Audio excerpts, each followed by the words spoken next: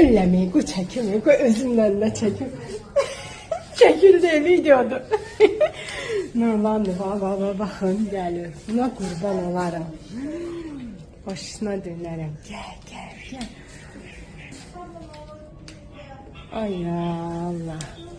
Bu günlərə min şükür.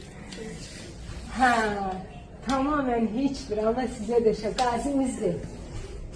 Tamamen yatağa bağlı şəkildəydi. Bunun bu halda vəziyyətini ümumiyyətlə görəndə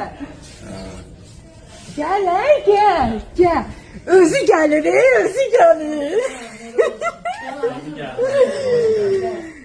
Bu Allah haqqı geriyan nördür. Keç.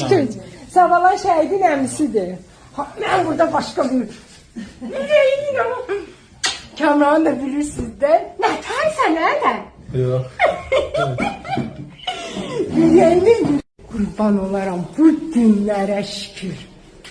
Nuna, ayağın hardaydı? Qasıqda, dizdir, qatlanmışdı da. Hayret də, bu gündə hayretdir. Yox, bu qatdan yuxarı deyirəm, belə necə, belə idi də. Bax, belə ayaq qalxıb vurular. Bax, hələ.